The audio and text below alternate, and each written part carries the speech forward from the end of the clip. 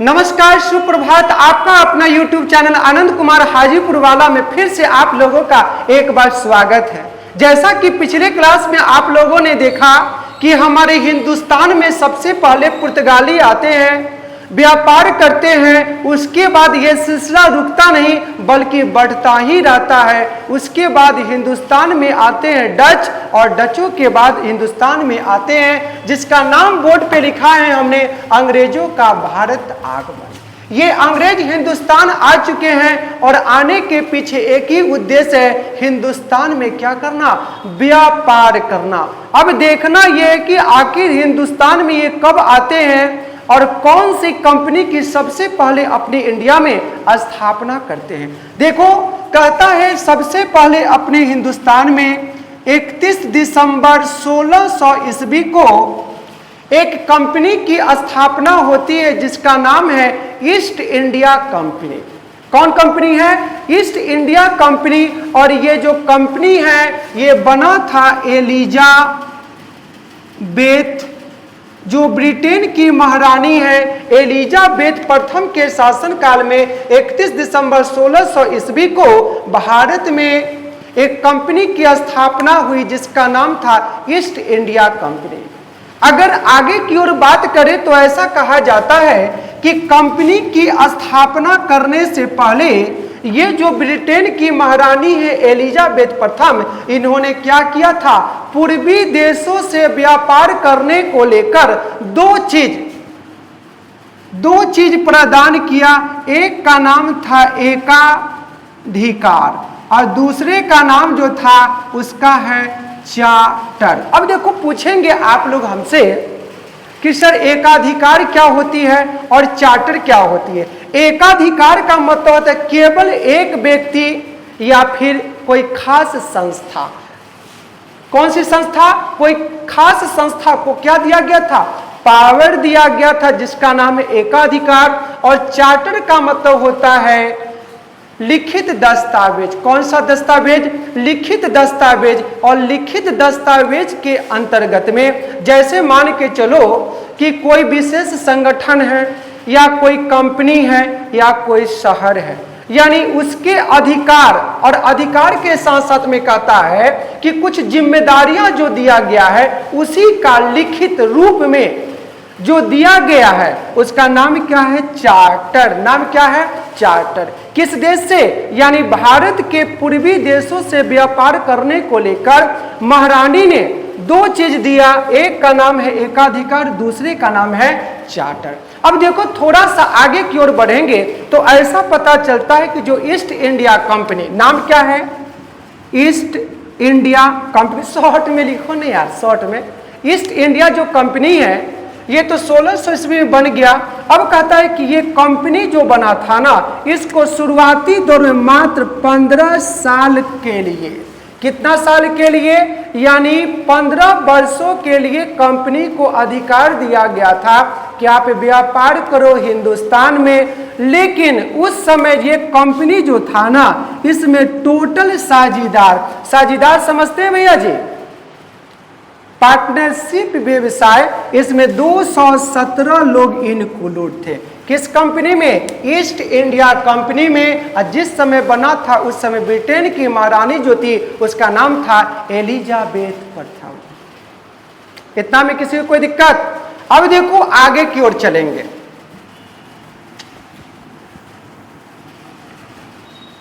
देखिए, भूल से भी एक भूल ना करेंगे जिसके कारण हमको कल के डेट में अफसोस करना पड़ेगा। बस एक एक चीज पर ध्यान लगाना है और बारीकी से पढ़ना है, और जहां किसी को कोई दिक्कत हो एकदम खड़ा होकर के विदाउट एनी हेजिटेशन आप हमसे प्रश्न पूछ सकते हैं।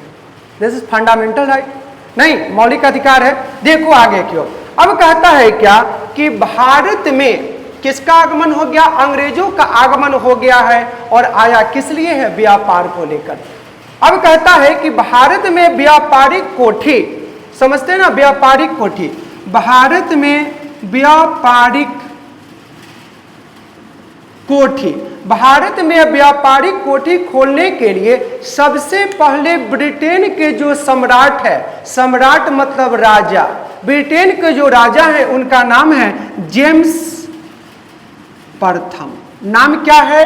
जेम्स प्रथम। और इन्होंने सबसे पहले हिंदुस्तान में 2 लोगों को मैसेंजर यानी राजदूत बनाकर भेजा था। अब किस किस व्यक्ति को भेजे थे उसका नाम भी था, देखते हैं। देखो ये कैप्टन हॉकी जेम्स प्रथम है, कहाँ के राजा हैं? ब्रिटेन के यानी इंग्लैंड के। अब देखो ब्रिटेन से 2 लोग आते हैं, एकदम बढ़िया से फिगर बना के बढ़िया से समझाएंगे, बस थोड़ा सा दिल को थाम के रखिए। हाँ देखो सबसे पहले जो आया था उसका नाम है कैप्टन हॉकिंस, ठीक है। और दूसरे का नाम था सर टॉमस रो। अब देखो साल में अगर देखते हैं तो ये आया था 1608 में और इसको देखें तो ये आया था 1615 में। इतना में किसी को कोई दिक्कत? अब भेजने वाले कौन थे? ब्रिटेन के राजा हैं और ब्रिटेन के राजा का नाम क्या है? जेम्स प्रथम। अब देखो कैप्टन हॉकिंस 1608 में आया था और उस समय हमारे हिंदुस्तान में मुगल वंश का शासन चल रहा था और मुगल शहंशाह जो शासक थे उसका नाम है जहांगीर। जहांगीर का अर्थ होता है दुनिया को जीतने वाला। अब जहांगीर के दरबार में आए थे कैप्टन हॉकिंस एक राजदूत बनकर। किसका राजदूत है? जेम्स प्रथम का। जहांगीर के दरबार में ये पहुंचे थे कब? 1609 में। इतना में किसी को कोई दिक्कत? 1609 में पहुंचे। अब पहुंचने के उपरांत कैप्टन हॉकिंस ने इनसे इजाजत मांगा कि जहांगीर साहब आप हमें सूरत में बसने का इजाजत दीजिए। शायद इजाजत इसको मिल भी जाता, लेकिन ऐन वक्त पर क्या होता है? पुर्तगाली और पुर्तगाली के साथ में सूरत के जो सौदागर हैं, कौन सौदागर हैं? सूरत के जो सौदागर हैं, इन लोगों ने विरोध कर दिया, जिसके कारण जहांगीर को मना करना पड़ा और ये बेचारे कैप्टन हॉकिंस क्या हो गए? निराश हो गए। लेकिन सेकेंड टाइम जेम्स प्रथम ने क्या कर दिया? सर टॉमस रो को हिंदुस्तान में भेजा, एक राजदूत बनाकर।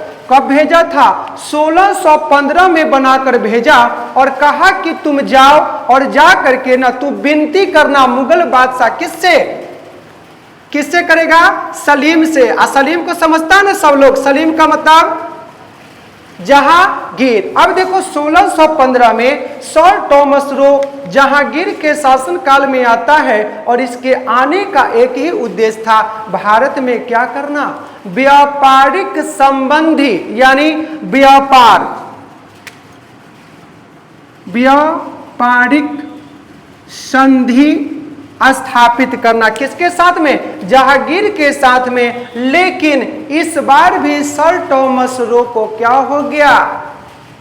खाली हाथ लौटना पड़ा, क्योंकि पहली बार कैप्टन हॉकिंस निराश हुआ और दूसरी बार सर टॉमस निराश हुआ। लेकिन इसी बीच में क्या हो जाती है?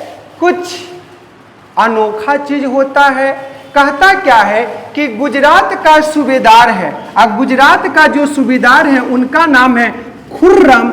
खुर्रम साहब ने क्या कर दिए? ये सूबेदार साहब है कहाँ के? गुजरात के। और ये इनको फरमान यानी ऑर्डर जारी करते हैं कि आप जाइए और हिंदुस्तान में क्या कर सकते हैं? अपनी व्यापारिक कोठी लगा सकते हैं। इसी को कहते हैं कि आयो रे आयो, खुशी के दिन आयो। जो पल बीत गया था अब उस पर अफसोस नहीं करना, बल्कि अब मुस्कुराने की बारी आ चुकी है। किसकी? अंग्रेजों का। क्योंकि खुर्रम सूबेदार है गुजरात के और इन्होंने सर टॉमस रो को क्या करने का? व्यापार करने का फरमान जारी कर दिया। इतना में किसी को दिक्कत है तो बताइए। देखो भैया एक बात हमेशा याद रखिए, योग्यताएं हमेशा कर्म से पैदा होती है। जन्म से तो हर व्यक्ति शून्य ही होता है और शून्य से ही क्या होता है? कोई जीरो से हीरो बनता है। इसलिए ये मत सोचिए कि वो क्या है वो हम क्या हैं, किसी से कोई कंपैरिजन नहीं, ठीक ना। आगे चलो। ये जो पूरा चार्ट बनाई इसमें कोई दिक्कत है? चम्मच से चाट घरे खाई है, पगला कहीं के रहे। चलो आगे। ला ला ला ला ला ला ला ला ला। इतना में किसी को कोई दिक्कत? अब देखो, ये जो अंग्रेज है अब कुछ व्यापारिक कोठी खोलेगा। कहां कहां खोलेगा? देखो, सबसे पहले 1611 में, उसके बाद 1639 में, उसके बाद 1651 में। देखो 3 गो डेट लिखे हैं, तीनों में भेंट होगा। यानी सबसे पहले अंग्रेजों ने मुसलीपट्टम में, कहां पर?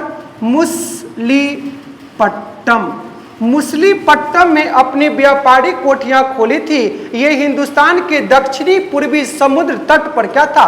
बसा था। दक्षिणी पूर्वी समुद्र तट पर जो बसा था उसका नाम है मुसलीपट्टम, और यहीं पर सबसे पहले अंग्रेजों ने अपनी व्यापारिक कोठी खोली। उसके बाद 1639 में इसने खोला था, कहां पर? मद्रास में, और मद्रास के साथ में तीसरी बार खोला कहां पर?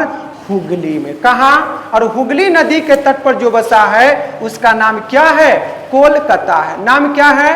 कोलकाता। इतना में कोई दिक्कत? ये अंग्रेज महोदय हैं, भारत में अपना हिंदुस्तान में व्यापारिक कोठी क्या कर दी है? स्थापित कर दी है। अब देखो थोड़ा सा आगे की ओर बढ़ेंगे तो ऐसा कहा जाता है, एकदम लिखा चलिए सब आदमी, ऐसा नहीं खाली बोर्डे पर ध्यान लगाइएगा, लिखिएगा नहीं, एकदम एक एक बात को लिखते चलिए, जिसको जहां दिक्कत हो पूछते चलेगा। चलो बुआ, अब इतना में किसी को कोई दिक्कत नहीं। अब देखिए 1661 की बात है, वो शुभ क्षण आ गया है, और एक शासक है ब्रिटेन के जिसका नाम है चार्ल्स द्वितीय। नाम क्या है? चार्ल्स द्वितीय। अब देखो ये चार्ल्स द्वितीय ब्रिटेन के राजा हैं, और इनकी शादी होती है पुर्तगाल की राजकुमारी कैथरीन से। नाम क्या है? कैथरीन।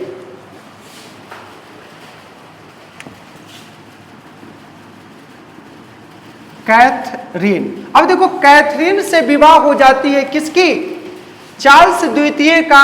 और यही शादी जब होती है तब पुर्तगालियों के तरफ से सौगात में दहेज के रूप में चार्ल्स द्वितीय को बम्बई क्या मिलती है?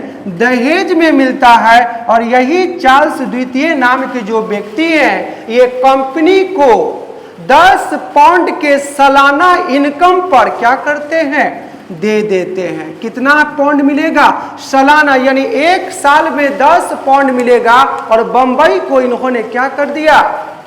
किराए पर दे दिया था कंपनी को। कंपनी किसका था? अंग्रेज का कंपनी था। बताइए उस जमाने में भी दहेज चलते थे। आज भी हिंदुस्तान में देखते हैं जितना बड़ा पद उतना बड़ा दहेज।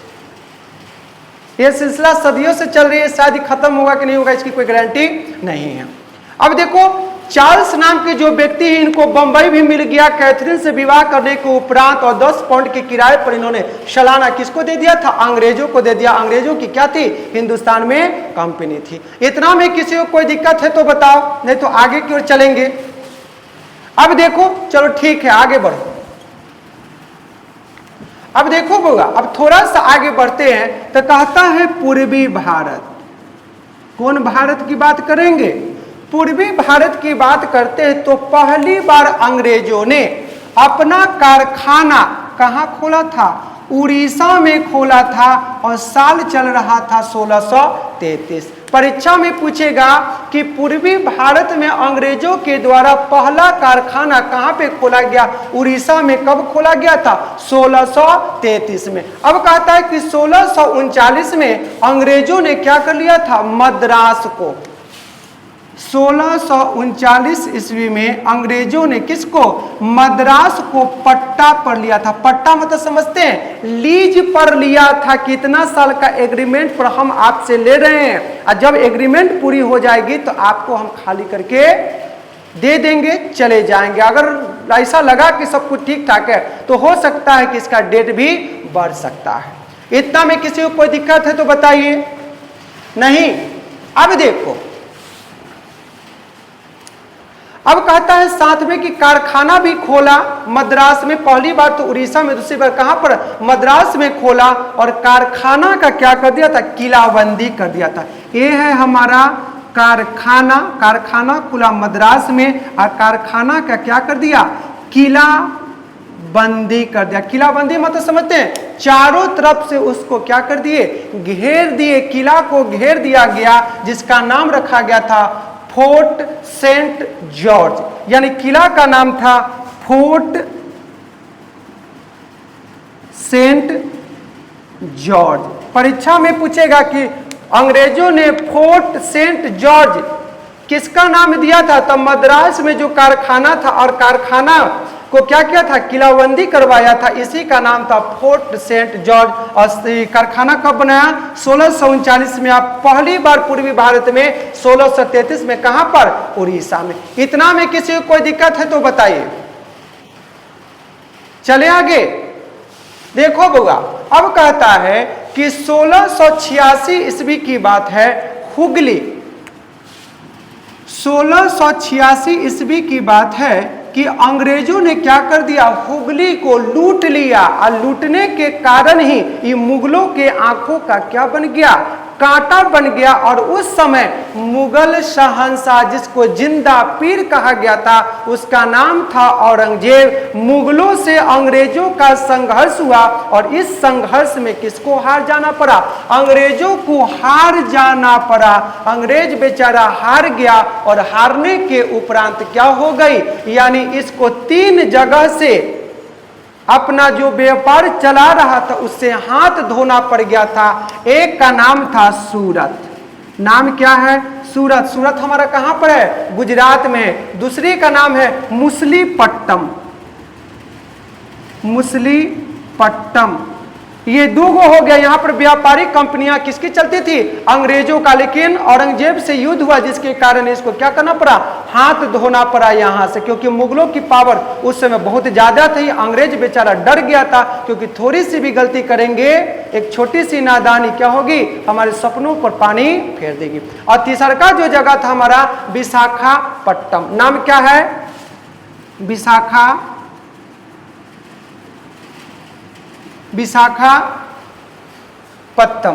नाम क्या है, विशाखापत्तनम। अब देखो, इतना तक तो पहुंच गए, कहानी हमारा हो गया। अब थोड़ा सा आगे की ओर बढ़ेंगे। अब देखते हैं कि अंग्रेज बेचारा क्या करता। अब देखो, 3 जगह से अंग्रेज जब अपना खो दिया, हाथ इसका कट गया, तब जाकर के इसने फिर से औरंगजेब से विनती किया, माफी मांगा कि भाई मुझे माफ कर दीजिए, हमसे बहुत बड़ी गलती हो गई।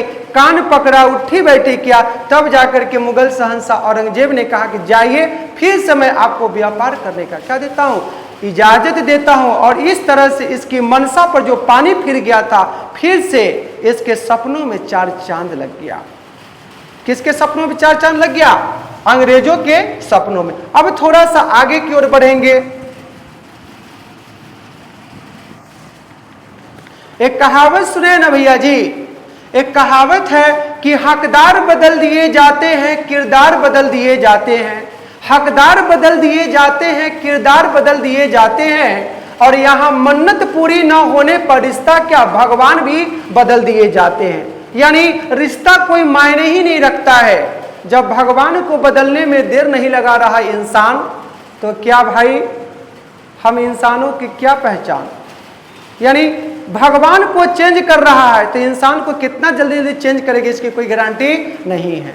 चले आगे, देखो भैया, अब थोड़ा सा आगे की ओर चलेंगे तो पहुंचते हैं 1698 ईस्वी में।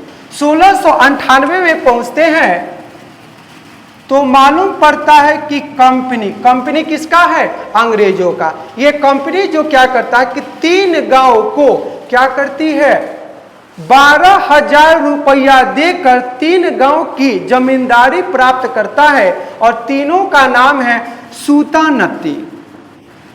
सूतानती नाम क्या है पहले का, सूतानती। दूसरे का नाम है कोलीकत्ता।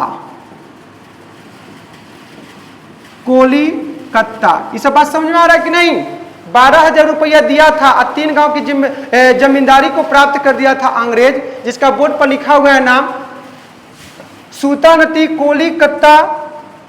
और तीसरा का नाम है गोविंदपुर। नाम कथी है, गोविंदपुर। यह 3 जगह की जमींदारी ले लिया और इस पर भी अपना क्या कर लिया, कारखाना स्थापित कर दिया। और कारखाना के अगल बगल में ही इसने क्या कर दिया, फोर्ट विलियम का किला स्थापित किया? फोर्ट विलियम का किला स्थापित किया और यही फोर्ट विलियम का किला आगे चल करके बन गया क्या? कलकत्ता। और कलकत्ता शहर का जो नींव डाले थे उसका नाम था जॉब चारनॉक। नाम क्या है? जॉब चारनॉक। यानी परीक्षा में पूछेगा कि कोलकाता शहर के संस्थापक कौन थे? जॉब चारनॉक। और ये जॉब चारनॉक ने कलकत्ता शहर की स्थापना किया, लेकिन इसका परिणाम क्या था? फोर्ट विलियम का किला कौन बनवाया था? अंग्रेजों। अब देखिए, भारत के एक सबसे डरपोक कायर मुगल शहंशाह होते हैं जिसका नाम है फर्रुखसिंह। नाम क्या है? फर्रुखसिंह। ये मुगल शहंशाह है। अब देखो, फर्रुखसिंह के विषय में ऐसा इतिहासकार कहते हैं कि इसके शरीर में एक जानलेवा फोड़ा हो चुका था और उसको ऐसा लग रहा था कि हम इलाज करते करते परेशान हो चुके हैं और यह फोड़ा हमें क्या करेगा? जान लेकर के ही छोड़ेगा। इस कारण से वह काफी परेशान हो गया और इसी बीच अंग्रेज का एक डॉक्टर है, ये डॉक्टर भगवान बन के आता है फर्रुखसिंह के जीवन में। उस डॉक्टर साहब का नाम रहता है डॉक्टर विलियम हैमिल्टन। नाम क्या है? डॉक्टर साहब हैं डॉक्टर विलियम हैमिल्टन। और ये हैमिल्टन साहब फर्रुखसिंह को कहते हैं कि सुनिए सरकार, मैं आपके फोड़े का हमेशा के लिए सफाया कर दूंगा, निजात दिला दूंगा, लेकिन इसके एवज में आप बताइए हमें क्या प्रदान करेंगे? हम आपसे एक छोटी सी इल्तिजा करते हैं कि हिंदुस्तान में सारे जगहों पर हमें व्यापार करने का फरमान दे दिया जाए। हम आपको इस फोड़े से क्या करेंगे?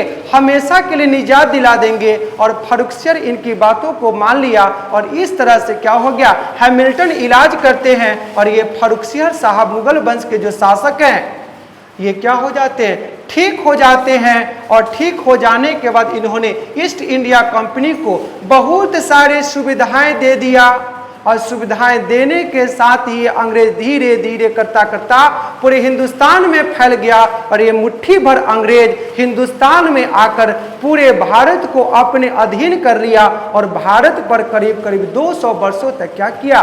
शासन किया। और इस तरह से न जाने हिंदुस्तान को आजाद कराने में हमारे देश के बहुत सारे सपूत क्या कर दिए? अपने जान का बलिदान दे दिए। उसी का नतीजा है कि आज और हम खुले हवा में सांस ले रहे हैं और स्वतंत्र जीवन क्या कर रहे हैं? जी रहे हैं। अगर ये लोग अपने हिंदुस्तान को आजाद कराने में अपना बलिदान न दिए होते तो ये हिंदुस्तान अंग्रेजों के चंगुल से कभी आजाद नहीं होता। और इस तरह से अपना हिंदुस्तान 15 अगस्त 1947 को क्या हो गया? आजाद हो गया। तब जाकर के आजाद हिंदुस्तान में अपना क्या बना? संविधान बना और उसी के अनुकूल आज हमारा देश क्या हो रहा है? संचालित हो रहा है। और ऐसे भी कहा जाता है कि दुनिया का